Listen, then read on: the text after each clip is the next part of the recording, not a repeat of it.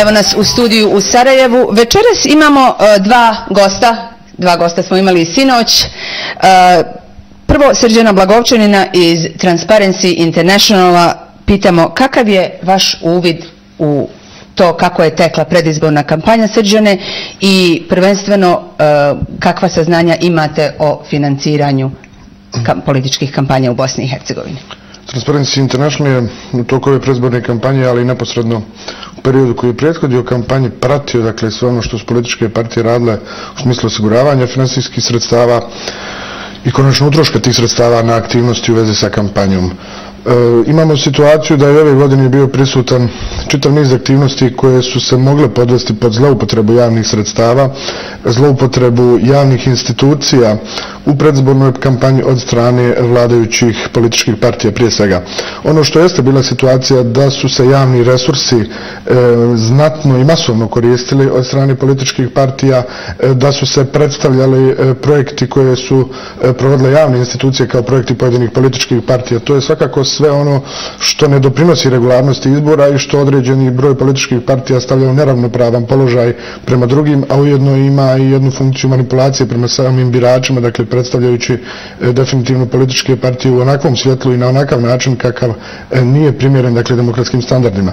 Transparency International je posebno pratio iznose sredstava koje političke partije troše za oglašavanje. Pratili smo printane medije i elektronske medije i došli smo, dakle, do onih podataka koje u ovom trenutku mogu da kažem odnosi se na prve 3 sedmice predizborne kampanje.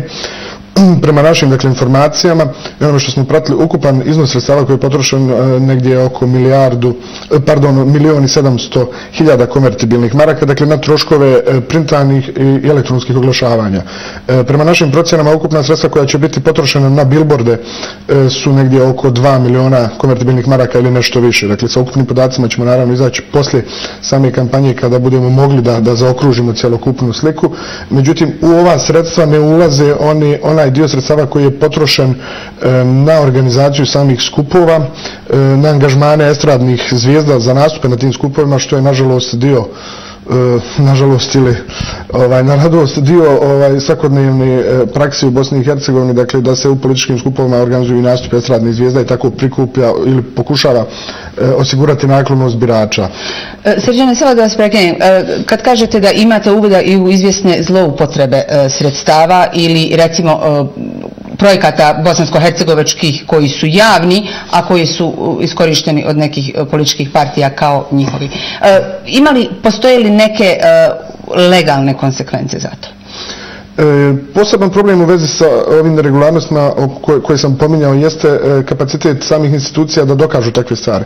Radi se o zloupotrebama koje je prije svega jako teško dokazati, zloupotrebama gdje postoji obostrani interes, dakle oni koji su zloupotrijebili i oni koji su bili zloupotrijebljeni da se takve stvari ne obznane javno. Imali smo situaciju da se dosta često i u medijima i od strane pojedinih političkih partija od kandidata pominjala praksa kupovine mjesta u biračkim odborima. Zatim smo imali situaciju također da su se pominjale dosta često situacije u kojim se kupovala posmatračka mjesta na biračkim odborima. Dakle, naravno da se postavlja pitanje iz kojih razloga su određene političke partije nudile određene svote novca da bi osigurali sebi dodatno mjesto u biračkim odborima. Naravno da iza takvih stvari ne mogu stajati časne namjere. Imali smo recimo situaciju da neposredno pred nastupanje same predizborne kampanje je značajan dio ministarstava odlučio da krene u javnu kampanju uvjeravanja javnosti o svojim rezultatima.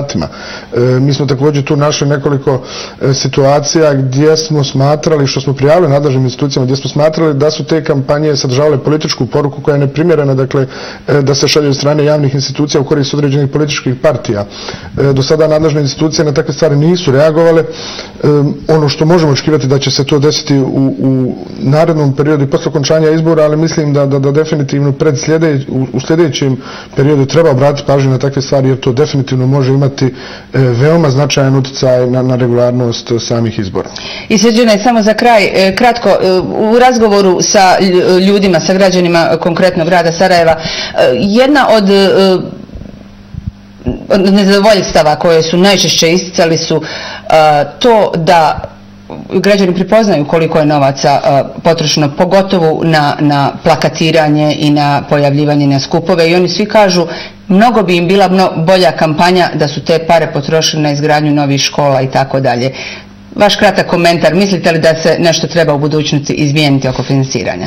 Sasvim jasno da je ova kampanja, kao i prethodni, rekao bih, bila dosta agresivna, da su ogromna sredstva potrošena, već sam govorio o ciframa, mislim da je to samo jedan mali dio, da postoji značajan dio sredstava koji cirkuliše u sivoj zoni i ta sredstva su čak nedostupna da bi uvidi u njih i procjenama nevladnih organizacija, ali nadležnim institucijama koji prate njihov rad. Mi ćemo pokušati, nadam se, zajedno i sa državnim institucijama pokušati pokrenuti reforme zakona o financiranju političkih partija. Već smo u prethodnom periodu upozoravali da zaista postoji čitav niz rupa u zakonskom okviru koje političke partije svesrdno koriste i na osnovu kojih dobijaju određenu prednost odnosno na svoje suparnike. Hvala vam puno što ste bili gost Glasa Amerike. Bio je to Srđan Blagovčanin iz Transparency International.